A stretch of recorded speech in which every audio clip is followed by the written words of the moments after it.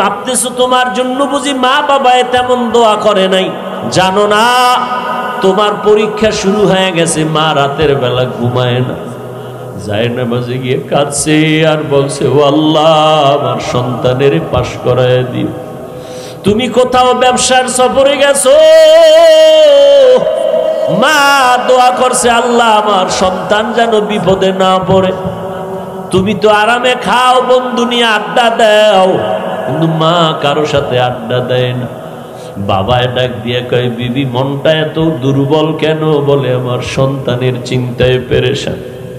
এ আল্লাহর বান্দারা, অনেকের মা দুনিয়ায় নাই, বাবাও দুনিয়ায় নাই। ওই মা বাবা জীবনটা কষ্ট করে করে তোমাকে আমাকে মানুষ বানাইছেন। কত সময় মায়ের মনে চাইতো আঙ্গুর বেদানা খাবে, কিন্তু বাবায় টাকা ছিল না, কিনাও দিতে পারে নাই।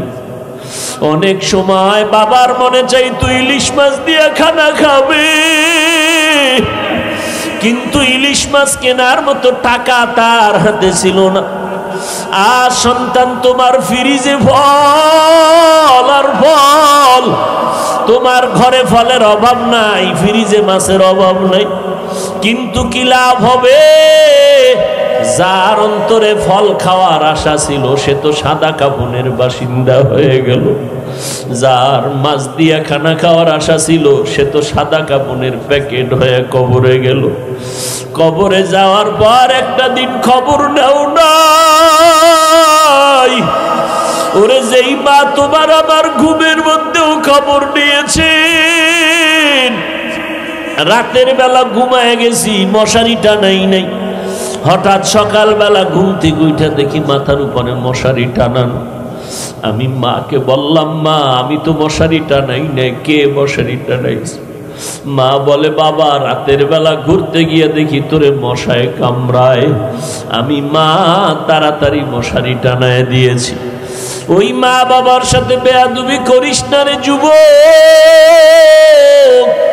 পারলে বাসায় গিয়া মাকে বলবি, মা মাথায় হাত দিয়া দোয়া করে দাও। ও মা তোমার দোয়া ছাড়া সামনে আগাইতে পারবো না রে মা। ওই বাবার দোয়া নিয়ে সামনে আগাই ওরে যুবক। আমার মায়ার নবী আসিয়া চোখের পানি ছেড়ে কাঁদেন। একবারও বাবা বলে ডাক দিতে পারলেন না। অল্প বয়সে মা হারায় বড় এতিম। আমার নবী মায়ের আদর পান নাই, বাবার আদর পেলেন না। ও যুবকেরা, কয়দিন আর বাহাদুরি করবা? এখনো কি আল্লাহর মোহাব্বত নিয়ে তওবা করতে পারবা না? আল্লাহর কাছে দিলটা নরম করে চোখের পানি ছেড়ে বলতে থাকো, আল্লাহ জীবনে কত অপরাধ করলাম, কেউ আমারে বাধা দিয়ে ফিরাতে পারে নাই। শয়তানের ধোকায় পড়ে গুনাহ করেছে। মনে হয় চোখ বন্ধ করে তাকাইলে আমার হাতগুলো গুনার কারণে নাপাক, গুনাহের কারণে আমার চক্ষু দুটো নাপাক, গুনাহের কারণে আমার অন্তর নাপাক, আমার পা নাপাক। আমার এই জবানের দ্বারা কত গীবত করলাম, মিথ্যা কথা বললাম, এই চোখের দ্বারা কত বেগানার দিকে তাকাইয়া চোখ নষ্ট করলাম, হাতের দ্বারা কত মানুষের ক্ষতি সাধন করলাম, অন্তরে কত মানুষের ক্ষতির পরিকল্পনা করলাম। আসলে মানুষ আমারে মানুষ বলে, আসলে আমি মানুষের কাতারেই নাই। আল্লাহ কয়, বান্দা তোর এই অন্যায়ের খবর তোর মা, তোর বাবা, তোর আপনজনেরা জানলে কেউ সামনে আসতে দিত না, সম্মান দিত না।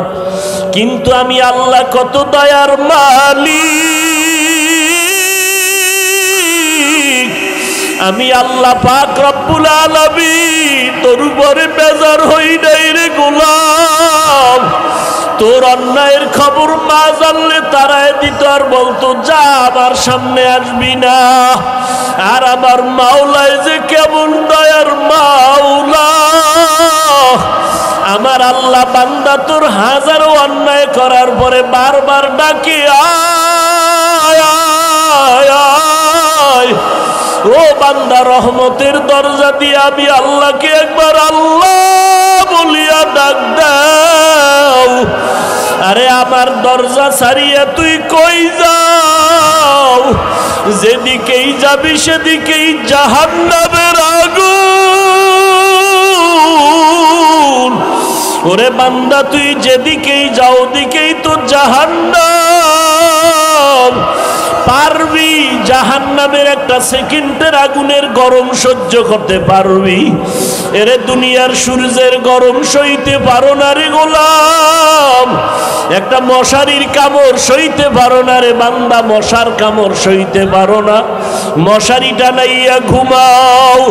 ওরে তওবা না করিয়া যদি আজরাইলের হাতে ধরা পড়িয়াই যাও, ওরে আজরাইল যখন তোর রুহুটা ধরিয়া টান দিবে, ওরে তোর 360টা জোড়ার রগগুলো ছিঁড়িয়া যাবে রে গোলাম। ওই কবরে কই পাবি মশারি? ওরে গুনাহ নিয়া কবরে গেলে ওই কবরে পোকা মাকড় সাপ বিচ্ছুর আঘাত, জাহান্নামের আগুনের গরম। ওই কবরে দুই পার্শ্বের মাটির চাপ, একটা বেতের বাড়ি সইতে পারো না রে যুবক। ওই কবরে মাটির চাপ কেমন করে সহ্য করবা? ও আল্লাহর বান্দা, ওই মা বাবার থেকে দোয়া নাও। ওলামায়ে কেরামের বিরোধিতা করিস না রে বাবা। পায়ে হাত রেখে বলি, কিয়ামতের আগে আর নবী পাইবা না, আবু বকর পাইবা না। যেই নবীরে দেখে দেখে সাহাবায়ে কেরাম কলিজা ঠান্ডা করেছে, অল্পরা নবী পাবো না, সাহাবায়ে কেরামদের আর পাবো না।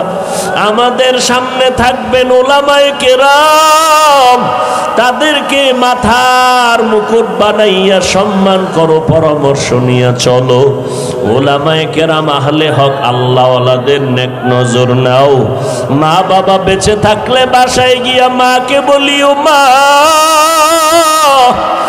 কত কষ্ট জানি তোমাকে দিয়েছি, তুমি গোপনে কাঁদছো।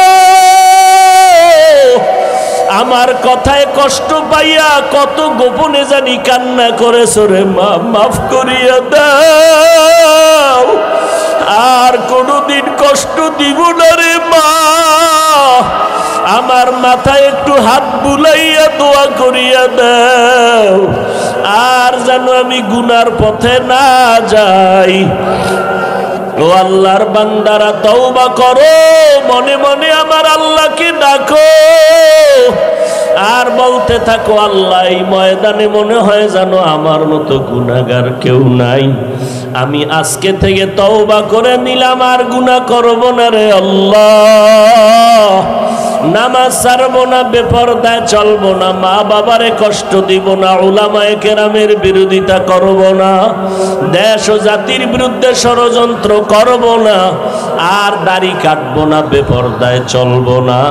ও আল্লাহর বান্দারা, যদি তওবা করার মতো নিয়ত হয়, এ যুবক, তোর পাশের যুবকটা যদি কান্না করে, তোমার চোখে পানি কেন আসে না? আমার মাওলা বুঝি তোমার গুনার কারণে বেজার। তোমার ডানে বামে কত বান্দার চোখে পানি, আমার তোমার চোখে কেন পানি নাই? মাওলাকে ডাকো আর বলো। দুনিয়ার ঘরে আগুন লাগলে পানি ছাড়া যেমন ঠান্ডা করা যায় না রে বাবা, গুনার কারণে জাহান্নামের আগুন চোখের পানি ছাড়া ঠান্ডা করা যাবে না। কান্না না আসলে বাহানা করো, আল্লাহকে বলো, আল্লাহ কান্নাওয়ালা চক্ষু দাও। আর গুনাহ করব না, মা বাবারে কষ্ট দিব না, উলামায়ে কেরামের বিরুদ্ধে যাব না, আর কোনোদিন নবীর তরিকার বাইরে চলবো না, দাড়ি কাটবো না। ও আল্লাহর বান্দারা, দিলটা যদি নরম হয়, কবরের কথা স্মরণ হয়, গুনার ভয় যদি অন্তরে থাকে, তওবা করিয়া আমার মাওলাকে একটু হাত দুইটা উঠাইয়া দেখায়া দাও। আল্লাহ আমাদের হাতগুলো কবুল করে নেন, তওবা কবুল করে নেন, তওবার উপরে মজবুত হইয়া চলার মতো তৌফিক দান করেন, আমিন। আলহামদুলিল্লাহি রাব্বিল আলামিন, ওয়াসসালাতু ওয়াসসালামু আলা সাইয়্যিদিল মুরসালিন। ও ও ঘরের মহিলারা হাত উঠাইয়া আমার মাওলাকে ডাকো। ও বৃদ্ধ বাবাজিরা দুই ফোঁটা চোখের পানি মাওলাকে বরাদ্দ করে দেন। ও যুবকেরা আমার মাওলার একটু কান্না করে দেখাও। চোখের পানি ছেড়ে আল্লাহকে ডাকো আর বলো, আল্লাহ গুনাহ নিয়া ময়দান থেকে আর ঘরে ফিরিয়া যাব না। আয় আল্লাহ, জীবনে শয়তানের ধোকায় পড়ে গুনাহ করেছি, গুনাহ করতে করতে করতে করতে সীমা লঙ্ঘন করে ফেলেছি। আজকে তওবা করলাম, আর গুনাহ করব না রে আল্লাহ, আর আপনাকে বেজার করব না, আল্লাহর নবীর তরিকার বাইরে চলব না। আয় আল্লাহ, আপনার রহমান নাম কেন রাখলেন? গফফার নাম কেন রাখছেন? আমরা তো আপনার আদরের নবীর উম্মত। আয় আল্লাহ, আপনার নামের বরকতে আমাদের মাফ করিয়া দেন, আমাদের গুনাহগুলো মাফ করিয়া দেন। আয় আল্লাহ, এই ময়দানের একজনকেও খালি ফিরাইয়া দিয়েন না রে আল্লাহ।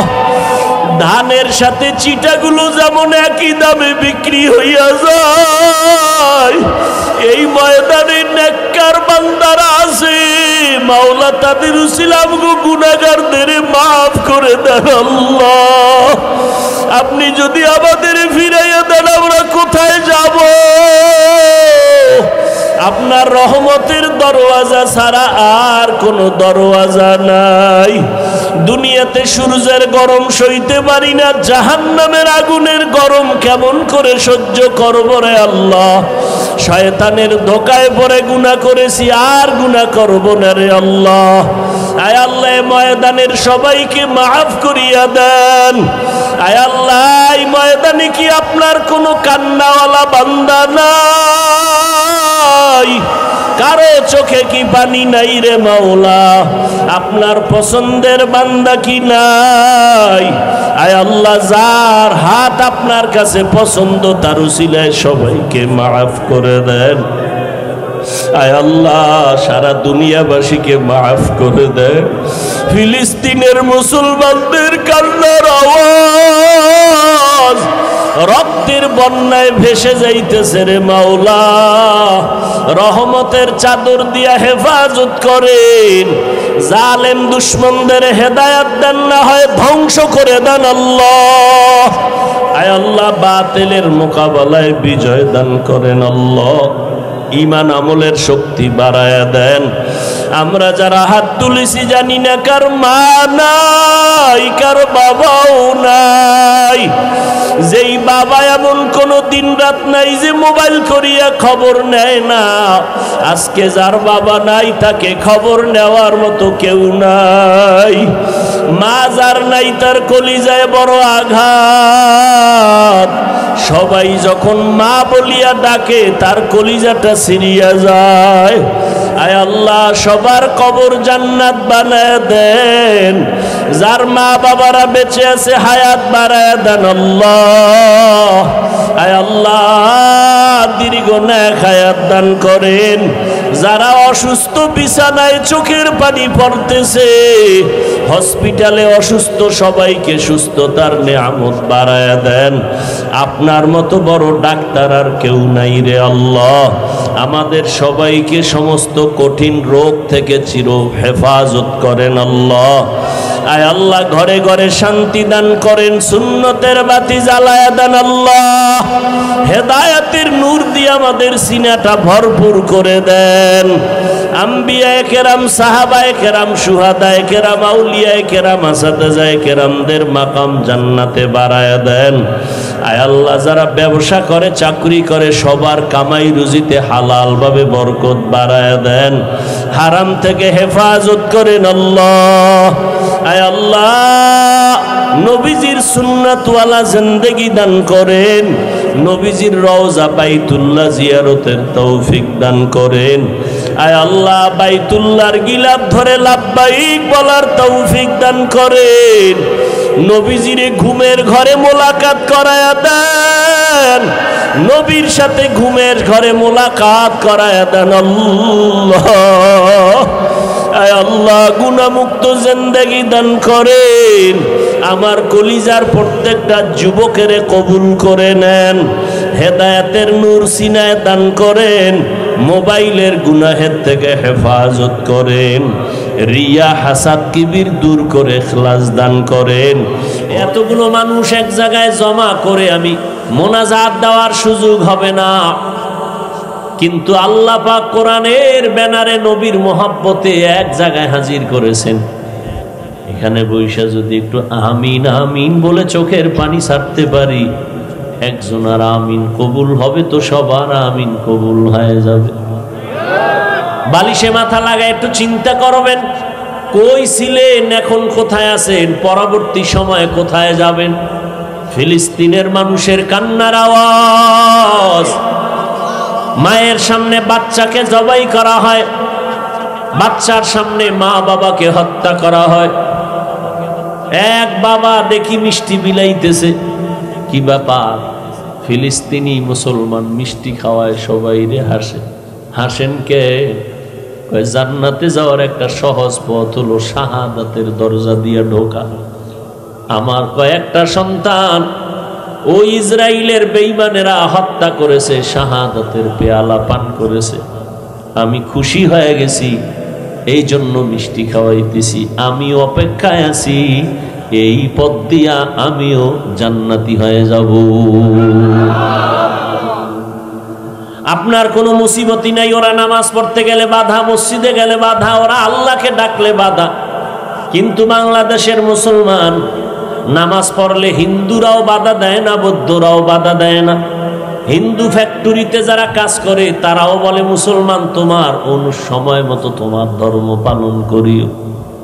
কিন্তু কপাল বড় খারাপ, হিন্দু বেচারা মালিক হইয়া ফ্যাক্টরির কর্মচারীর নামাজ পড়ার সুযোগ দেয়, আর মুসলমান ফ্যাক্টরির মালিক মুসলমানের নামাজের সুযোগ দেয় না। দুনিয়ার হালাত বড় খারাপ, বড় খারাপ। কারণ আমি গতকাল ঢাকায় মাদ্রাসায় বলেছিলাম ইসলাহিয়ে যেতে হয়। আমার মনে হয় জানো কিয়ামতটা কেমন যেন দ্রুত গতিতে আগায় আসতেছে, দ্রুত গতিতে আগাইতেছে। কারণ সব জায়গায় মুসলমান বেপরোয়া হয়ে গেছে। সন্তান মা বাবাকে মানে না, মা সন্তানকে কন্ট্রোল করে না, ছাত্র শিক্ষকের সাথে আদব রক্ষা করে না, শিক্ষক ছাত্রের প্রতি কান্নাকাটি করে দোয়াও করে না, খেদমতের চিন্তা নাই, চাকরি আর চাকরি মনে করে। সব জায়গায় ভেজাল আর ভেজাল। আর এই ভেজালের মধ্যে যারা একটু ভালোভাবে চলতে চায়, কেমন জানি তাদেরও আল্লাহ হঠাৎ করে নিয়ে যাইতেছেন। আল্লাহ তাদের নিয়ে যাইতেছেন, দুনিয়ার নাপাক কাদা যেন তাদের গায়ে না লাগে, আল্লাহ তাদের নিয়ে যাইতেছেন। এই যুবক,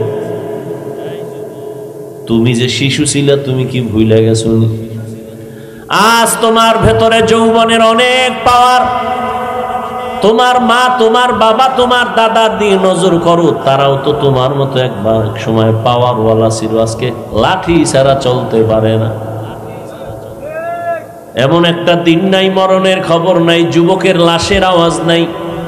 প্রতিদিন মরণের খবর আর মরণের খবর। মানুষ মানুষের প্রতি এখন দয়া করে না। একটা কুত্তার প্রতি মানুষ দয়া করে, কিন্তু মানুষ হইয়া মানুষের দয়া করে না। যদি করত তাহলে মানুষের বাড়ি ঘরে আগুন জ্বালাইতে পারত না। কে বলবে কথা বলার মানুষ নাই, শুনবারও মানুষ নাই। নিজে বাঁচার জন্যই ফিকির করি, আসলে জানি না যে আমি একজনকে মারলে আমিও মরে যাব। পৃথিবী অনেক আপডেট হয়ে গেছে, গোপন করে কিছু করার সুযোগ নাই। কক্সবাজারে শ্বশুরকে হত্যা করে মাথা দেহ আলাদা করে কোথায় রাখছে খবর নাই। গোয়েন্দা বিভাগের লোকেরা খোঁজ করে বের করেই ফেলল।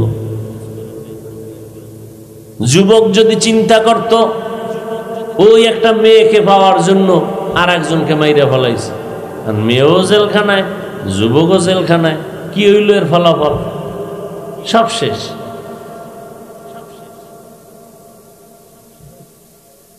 সারা দুনিয়াতে এই যে মাহফিল চলতেছে, ওয়াজ চলতেছে, বাংলার জমিনে পৃথিবীর কোন রাষ্ট্রে এই সিস্টেমে কোনো ওয়াজ হয় না। এরপরেও দিন নাই রাত নাই, সারা বছরটাই দৌড়াই মুসলমানের বয়ান করি, কিন্তু কই মুসলমানের তো আমলের চিন্তাই নাই। বেঈমানেরা মদিনাওয়ালার আদর্শ দেখা দেখা কালেমা পড়ে, নামাজ পড়ে, আর মুসলমানের এত বয়ান দেওয়ার পর, এই বয়ান শোনার পরেও তারা বেঈমানের পা চাটা গোলামি করে। বেঈমানেরা নবীর আদর্শ মাইনা কালেমা পড়ে, আর মুসলমানের জন্ম হইয়া নবীর আদর্শের উম্মত হওয়ার পরে বেঈমানের পা চাটে। মুহাম্মদের আদর্শ ভাল লাগে না। যুবক, তোমার নবীরে তুমি এত ছোট মনে করো কেন? সারা দুনিয়ার বেঈমানেরা যেই নবীর সামনে চ্যালেঞ্জে আগাইতে পারে নাই, যেই নবী 63 বছর হায়াতে একটা মিথ্যা কথা বলেন নাই, ওই নবীর আদর্শের মতো উত্তম আদর্শ আর জমিনে কোথাও নাই।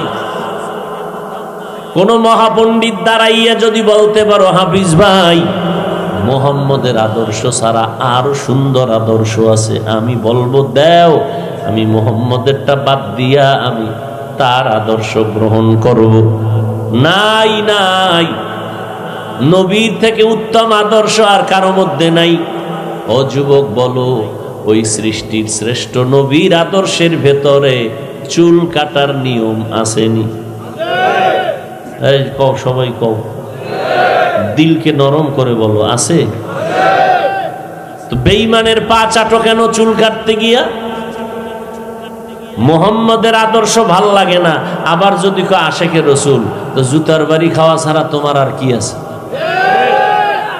মুহাম্মদের আদর্শে চুল কাটার নিয়ম নাই, নখ কেমনে কাটবা রাখবা নিয়ম নাই, তো তুমি বেঈমানের সাইজে চুল রাখো কেন? মুহাম্মদের ভাল লাগে না, না চাপাবাজি করতে ভাল লাগে যে আমি আশেকে রসুল। আল্লাহ হেদায়েত দান করুন। আল্লাহ কত দয়াময়, পাহাড় পরিমাণ অপরাধ করেছো, তওবার দরজায় আসো, আমি জীবনের সব গুনাহ মাফ করে দিব। এই বেটা মোবাইল বন্ধ কর, তোদের তো পিডাইলেও জীবনে ভালো হবি না।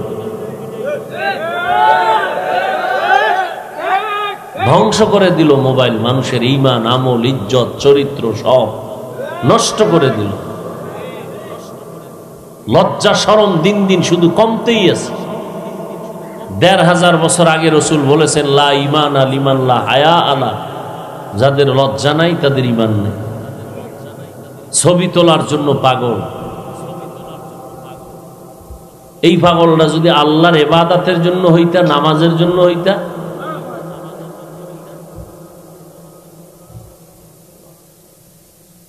কি মানুষ হইলা? তোমার মতো যুবক স্কুল কলেজে পড়ে, ৫ ওয়াক্ত নামাজ পড়ে নাই, তুমি কেমন মানুষ হইলা?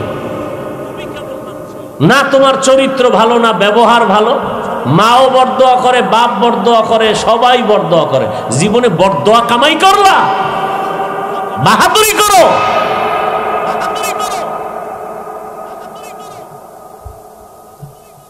তোমার আদর্শ দিয়া পারলা না দুইটা যুবককে ভালো করতে, পারলা না কারো থেকে দোয়া পাইতে। প্রত্যেকটা ক্ষেত্রে তোমার বেয়াদবি, আচরণ খারাপ, চোখের চাহনি খারাপ, ফেসবুকে আলেমদের বিরুদ্ধে লেখো, টোটাল মিলাইয়া হিসাব ফলাফল কি?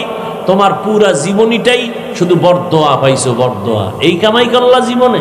আর বাহাদুরি করো। নকল ছাড়া পাশ করতে পারো না পরীক্ষায়, কিসের ছাত্র তুমি? মাস্তানি করো। সারা রাত মোবাইল নিয়ে ছবি দেখতে থাকো, নাটক দেখতে থাকো, মেয়েদের ছবি দেখতে থাকো সারাটা রাত। নির্লজ্জ কোথাকার। মা বাধা দিছে, মায়ের গালি দিছো, বাবায় নিষেধ করছে, বাবার সাথে বেয়াদবি করেছো, শিক্ষক নিষেধ করছে, শিক্ষকের সাথে বেয়াদবি করেছো। কি কামাই করছো কি জীবনে? আর বাঁচবা কতদিন? এখান থেকে বাসায় যাবা, অ্যাক্সিডেন্ট হয়ে মরে যাবা, গ্যারান্টি আছে যাওয়া? কিসের বাহাদুরি করো? আসছো মাওলায় নিয়ে আসছে ওয়াজে, একটু দিলটা নরম করে বসবা, মনে মনে আল্লাহরে বলবা, আল্লাহ একটু গুনাহমুক্ত হয়ে যাইতে পারিনি। তোমার মতো যুবক চাকরি করে 5 ওয়াক্ত নামাজ পড়ে, তোমার সমস্যাটা কোথায়?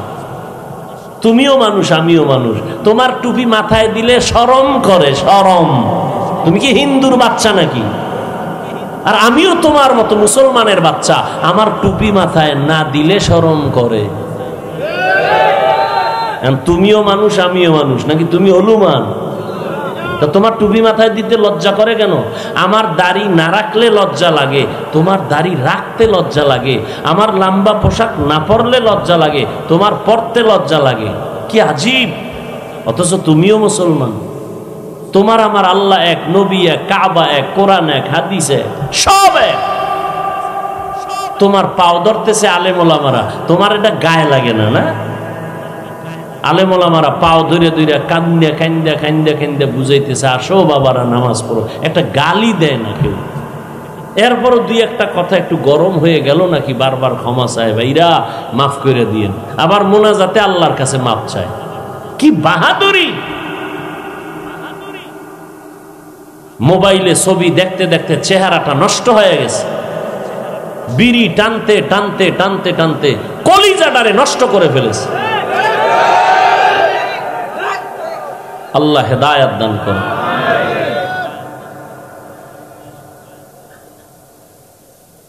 আমি এখন সব জায়গায় বলি 3 বার কসম খেয়ে, আল্লাহর কসম, আল্লাহর কসম, আল্লাহর কসম, ওয়াল্লাহি বিল্লাহি তাল্লাহি।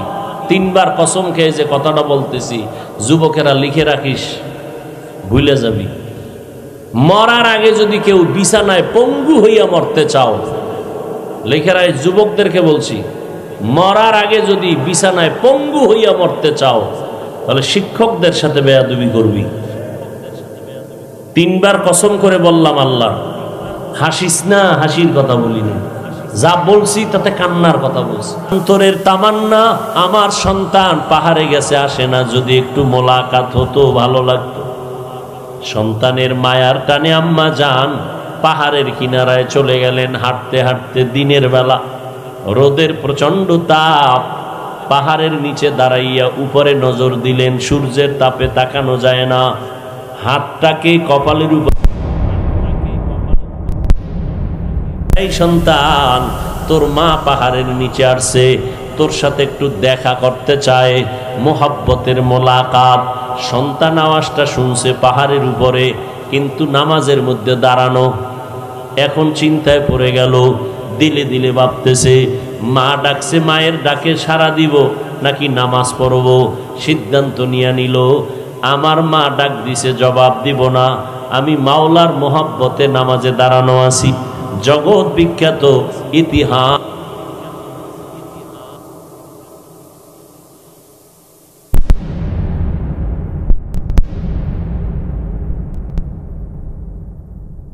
পাইয়া মনটা খারাপ করে চলে গেলেন, আর আসবেন না বলিয়া।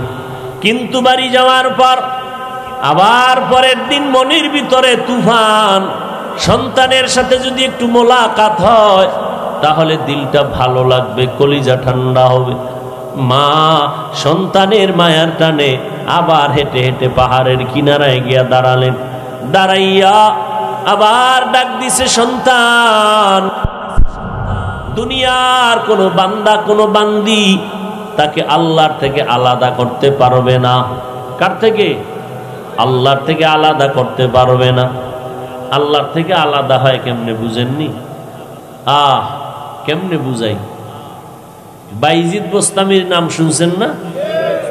একটি গেলাস পানির ফলে বাইজিদের কোলে তুলে, হাত তুলে মা বলে, বাইজিদকে বলি বানাও।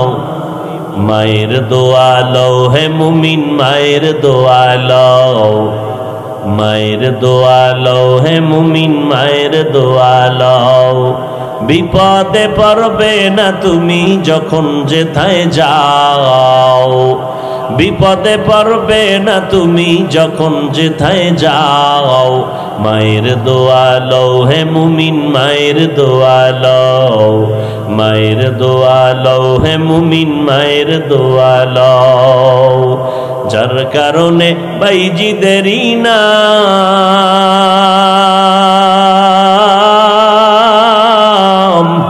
ছড়িয়েছে বিশ্বভুবন।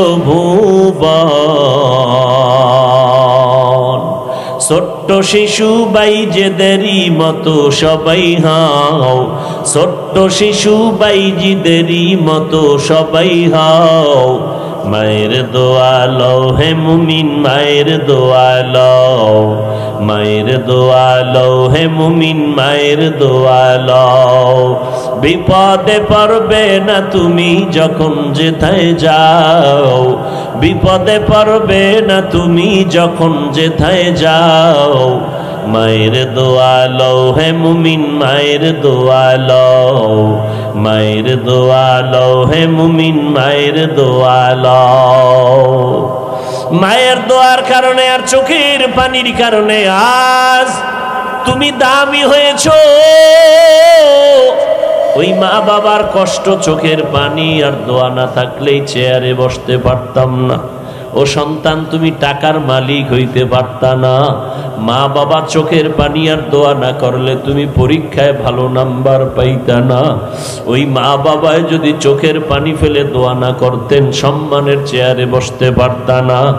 ও সন্তান, ওই মা বাবাকে ভুলিয়া কোথায় যাইতেছ রে যুবক? ওই মা বাবার সাথে বেয়াদবি করলে দুনিয়াতেই অভিশাপ, তোমার কপাল বড় খারাপ। বনি ইসরাইলদের ভিতরে ছড়াইয়া গেল, এই বান্দার মতো আবেদ কেউ নাই, এরে কেউ আল্লাহর থেকে গাফেল করতে পারবে না। হঠাৎ ওই এলাকার মধ্যে এক সুন্দরী রূপসী নারী, ওই নারীটায় কয়, তোমরা যারা এত গুণগান গাইলা, আমার সামনে আসলে সে মোমের মতো দুর্বল হয়ে যাবে। বলে কখনোই সম্ভব না। এবার ওই মহিলা পাহাড়ের চূড়ায় চলে গেল টেস্ট করার জন্য। এমন সময় গিয়া ঢুকলো, আল্লাহর বান্দা নামাজে দাঁড়ানো, নামাজের মধ্যে গিয়া সামনে দাঁড়াইছে। দাঁড়াইয়া যা করলে যুবকের ইবাদত নষ্ট হবে তাই করার অপচেষ্টা চালাইলো, কিন্তু পারে না। আবেদ বান্দার নজর কোনো দিকে দেয় না। আল্লাহর ধ্যান ও খেয়ালের মধ্যে নামাজে দাঁড়ানো, আল্লাহর মোহব্বতের ভেতরে নামাজ আদায় করতেছে। এক পর্যায়ে ওই মহিলা আর আগাইতেই পারলো না, ব্যর্থ হইয়া নিচে নেমে আসলো। এইবার ওই জাহান্নামী নারী যখন কৌশলে আগাইতে পারে নাই, অপকৌশল অবলম্বন করলো। অপকৌশল কি? দুনিয়ার সমস্ত বেদাতি ভণ্ড বাতেলেরা হকের বিরুদ্ধে প্রথমে কৌশল করে আগায়, যখন কৌশলে পারে না তখন অপকৌশল করে, অপকৌশল করে মুসলমানের ক্ষতি করে। আল্লাহর বান্দি এবার এলাকা ছাইরা ভিন্ন জায়গায় গিয়া পার্শ্বে একটা মাঠ, মাঠের ভিতরে জঙ্গলে বকরি চড়ায় রাখাল। এই নারী সুন্দরী ওই রাখালেরে ফুসলাইয়া, রাখালেরে প্রবঞ্চনা দিয়া জেনা করাইয়া ফেললো। জেনার মাধ্যমে গর্ভে বাচ্চা আসলো। বাচ্চাটা দুনিয়াতে আসলো একটা ছেলে সন্তান। ছেলেটা যখন দুনিয়াতে আসছে, এই ঘুমাইতেছেন আপনারা? ছেলে বাচ্চা যখন দুনিয়াতে আসছে, এই নারী জাহান্নামী নারী হাতের মধ্যে বাচ্চা নিয়া বনি ইসরাইলদের ঘরে ঘরে গিয়া কয়, তুমগো ইবাদতের প্রশংসা যার করলা তার অবস্থা জানুনি? কয় না, এই দেখো তার বাচ্চা আমার সাথে জিনা করছে। দেখছেননি কারবার? বাচ্চা জিনা করছে কার সাথে? রাখাল। লাগাই দিছে কার উপর? আবেদের উপর। লাগায় তো দিছে তো দিছেই। এইবার এলাকার মানুষ যারে বেশি মোহাব্বত করে, এর ব্যাপারে একটু চুল পরিমাণ কিছু শুনলে সইতে পারে না। এই অবস্থা, এই বাচ্চা তার অবৈধ। সবাই লাঠি নিয়ে রেডি। এবার পাহাড়ের চূড়ায় উঠলো। পাহাড়ের চূড়ায় উঠিয়া তার খানকা ভেঙ্গে চুরমার করে দিল। এক পর্যায়ে তার শরীরের উপর আঘাত। আবেদ চোখের পানি ছেড়ে বলে, ও এলাকার মুসলমান, বনি ইসরাইলরা আমার উপরে কেন হামলা করো? বলে, তুমি জিনা করছো, অমুক নারীর সাথে বাচ্চা হয়েছে। বলে, না, খবরদার, মিথ্যা কথা, এটা কখনো হয় নাই। ওই যে মা কইছে, জেনাকারিনীর চেহারা না দেখাইয়া আমার আবেদের কবর দিও না। আহ, মাস্তানি আর মেজাজ দেখানোর জায়গা পাইলি না রে যুবক। মেজাজটা দেখাইছো মায়ের সাথে, বাবার সাথে, আর কারো সাথে পারলি না। যেখানে দেখাইলে মা যদি চোখের পানি ছাড়ে, জাকাত আল্লাহর গজব শুরু হয়ে যাবে। মেজাজ দেখানোর জায়গা পাইলা না, শিক্ষকের সাথে মেজাজ দেখাইয়া কপাল পুড়েছ। এবার আবেদ বান্দা ডাক দিয়ে কয়, আল্লাহর জাতের কসম, আমি কখনো জেনা করি নাই, অপরাধ করি নাই। যেই মহিলা বলছে তাকে আমার সামনে নিয়ে আসো।